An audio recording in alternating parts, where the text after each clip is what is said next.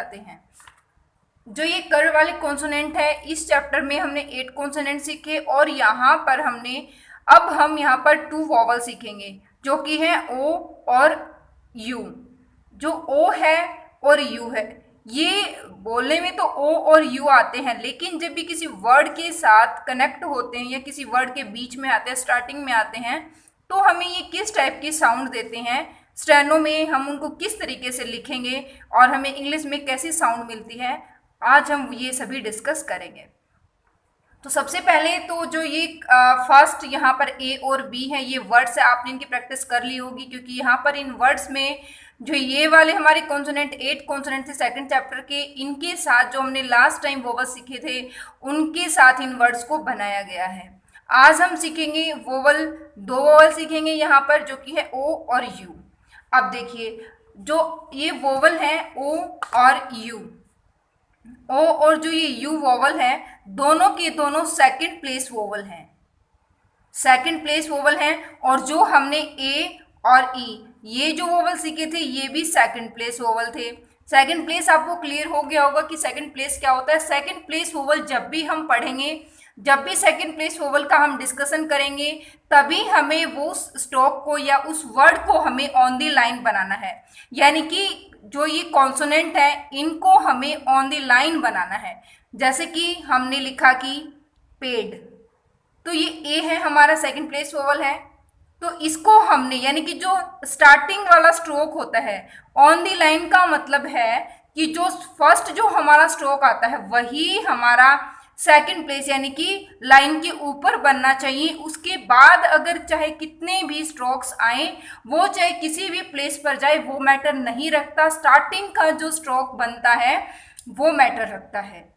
अब हम डिस्कस करते हैं वोवल्स। जो फर्स्ट है हमारा ओ, इससे हमें, ये हमारा सेकंड प्लेस वोवल है, इसके लिए हमें डैश का यूज करना है, डैश। और ओ के लिए हमें डार्क डैश का यूज करना है, ओ के लिए हमें डार्क डैश का यूज करना है, और यू के लिए हमें लाइट डैश का यूज करना है।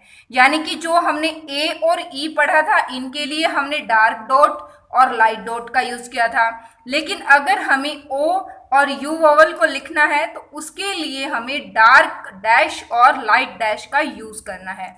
अब हम चलिए कुछ वर्ड्स देखते हैं, और ये हमारे सेकंड प्लेस वोवल है। याद रखिए, जो सेकंड प्लेस वोवल आएगा उसमें जो हमारे वर्ड्स हैं वो ऑन द लाइन बनेंगे। जैसा कि आप ये सभी वर्ड्स देख सकते हैं, सभी के सभी ऑन द लाइन बने हुए हैं, ये देखिए।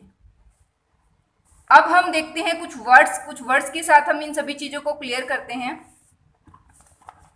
जैसे कि अब यहाँ पर जो वर्ड है हमारा टो, देखिए टो में एक हमारा साउंड आ रही है हमें टी की, टी हमने लिख दिया। उसके बाद ओ की साउंड आ रही, ओ यानी कि जो ये ओ वोवल हमने पढ़ा है इसकी, और इसके लिए हमें लगाना है डैश, और सेकंड प्लेस पर और लगाना है हमें डार्क डैश। ये देखिए, जो ये है हमारा टो। इसको रीड करने का मेथड है हमारा, पहले हम इसको रीड करेंगे हमारे कॉन्सोनेंट को, उसके बाद हम वोवल को रीड करेंगे। सेम इसी तरीके से अब हमारा है नेक्स्ट वर्ड ऑट। ऑट में पहले हमें वोवल की साउंड सुनाई दे रही है, उसके बाद हमें कॉन्सोनेंट की, लेकिन लिखने का मेथड हमारा क्या है, सबसे पहले हम लिखते हैं कॉन्सोनेंट, उसके बाद लिखते हैं हम वोवल को। तो ऑट लिखना है तो पहले हम लिखेंगे टी को, उससे के बाद हम लिखेंगे ओ को। ये हमारा डार्क डैश है, और ये अगर पहले आता है तो हमें पहले लिखना है, बाद में आता है तो बाद में, लेकिन कॉन्सोनेंट पहले हमें लिखने हैं, या पूरा स्ट्रोक जब जो भी बनता है हमारा उसे लिखना है। अब ये तो थे हमारे सिंगल स्ट्रोक। अब हम बात करते हैं सेकंड, जिसमें कम से कम 2 हमारे स्ट्रोक्स यूज होते हैं। जैसे कि शोड, ये देखिए, जैसे कि जो शोड है, ठीक है, इसमें हम देखिए पहले मैंने कंप्लीट स्ट्रोक बनाया है, कंप्लीट जो हमारे कॉन्सोनेंट है मैंने उनका यूज किया। उसके बाद शो, देखिए S H, show S H, जो ये है हमारा यहाँ पर जो ये वाला हमारा कॉन्सोनेंट है शो, ये वाली साउंड आ रही है, इश वाली जो है शो, इसका हम यूज करेंगे। लाइट जो है यहाँ पर ये स्ट्रोक है, और ओ की साउंड आ रही है, उसके बाद हम ओ की साउंड को लगाएंगे। इस तरीके से ये हमारा वर्ड बनेगा शोड, और इसको रीड करेंगे, पहले इसको, उसके बाद इसको, फिर इसको, इस तरीके से। अगर हमारा पहले यहाँ पर मान लीजिए कि जैसे कि हमारा ये वर्ड बना, इसके बाद इससे पहले अगर हमारा कोई भी यहाँ पर कॉन्सोनेंट होता तो पहले हम इसको रीड करते, फिर इसको और फिर इसको, यानी कि पहले जो भी वोवल आता है, कॉन्सोनेंट आता है, सिंपली उसको उसी फ्लो में उसको रीड करना है। लेकिन राइट डाउन का जो मेथड है वो हमें पहले कॉन्सोनेंट लिखनी है, उसके बाद हमें वोवल लगाने हैं। तो ये तो था हमारा कंप्लीट ओ का जो डिस्कशन है वो। अब हम डिस्कस करते हैं यू। जो यू है इससे हमें ज़्यादातर साउंड ए की मिलती है। जो ओ है उसका ये लाइट साउंड है, सेकंड प्लेस वोवल है, इसके लिए भी हमें लाइट डैश का यूज करना है, जैसे कि अप। लेकिन स्पेलिंग में क्या है, जैसे ही आपको अप बोला जाता है तो आपके माइंड में ये बात ऑटोमेटिक आ जाती है कि अप के अंदर यू का यूज होगा। अप बोलते ही अप की जो स्पेलिंग है आपके माइंड में आ जाती है।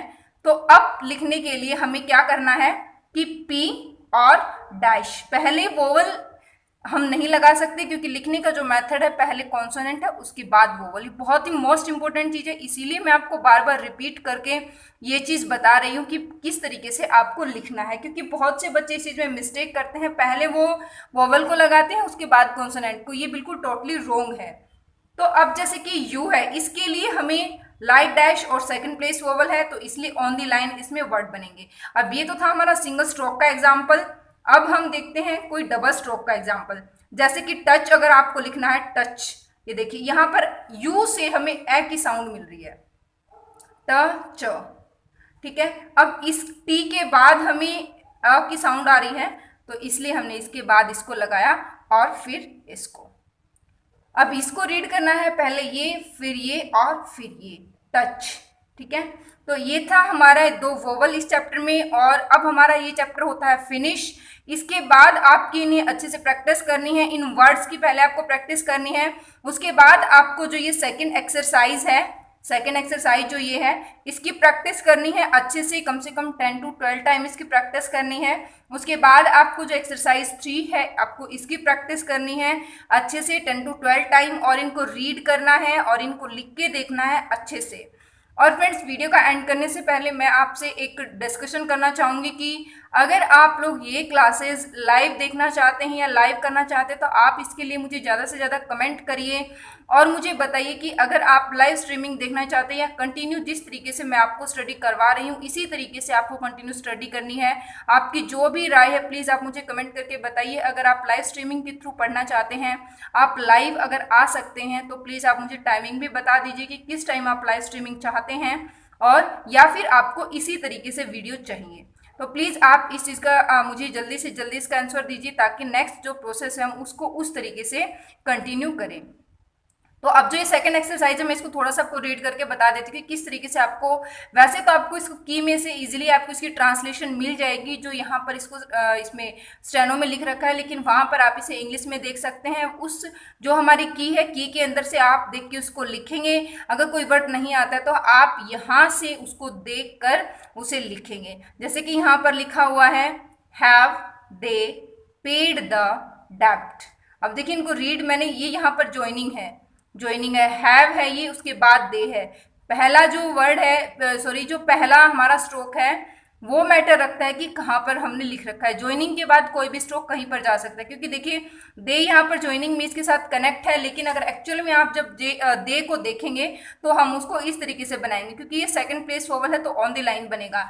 लेकिन जब भी कभी हम किसी ज्वाइनिंग के साथ बनाएंगे, ज्वाइनिंग जैसे कि हमने इन दोनों वर्ड को जोड़ दिया है तो यहाँ पर ये नीचे चला गया, ये रॉन्ग नहीं है। ज्वाइनिंग में कोई भी स्ट्रोक कहीं पर भी जा सकता है। जैसे कि सेम यहाँ पर ये देखिए आप दे थिंक, अगर आप थिंक की बात करेंगे तो यहाँ पर देखिए आप ऑन दी लाइन है, बट यहाँ पर ये लाइन से नीचे है। डजेंट मैटर, क्योंकि जो फर्स्ट जो वर्ड है वो अगर आपका सही है तो उसके बाद आपको बाकी जो स्ट्रोक्स हैं उनसे कोई मतलब नहीं है, कोई भी स्ट्रोक कहीं पर भी जाए। सेम इसी तरीके से देखिए दे थिंक द डेब्ट वॉज पेड, सेम इसी तरीके से आपको इसे रीड करना है और इसकी अच्छे से प्रैक्टिस करनी है। प्लीज़ आप अगर कोई भी क्यूरी रहती है, कुछ भी आपकी प्रॉब्लम है, किसी भी तरीके की स्टेनो से रिलेटेड, आपको हेजिटेट नहीं होना है। आप इजीली बिना किसी टेंशन के आप इजीली पूछ सकते हैं और अपना डाउट क्लियर करिए और अच्छे से स्टेनो को सीखिए। अगर आप बिल्कुल फोकस के साथ यहाँ से सीखेंगे तो डेफिनेटली आप बहुत ही अच्छे से सीख पाएंगे और आपको किसी भी तरीके की कोचिंग की, किसी इंस्टीट्यूट की कोई भी जरूरत नहीं पड़ेगी। तो वीडियो अगर अच्छी आपको लगे तो प्लीज़ वीडियो को लाइक करिए, शेयर करिए, चैनल को सब्सक्राइब करिए। धन्यवाद।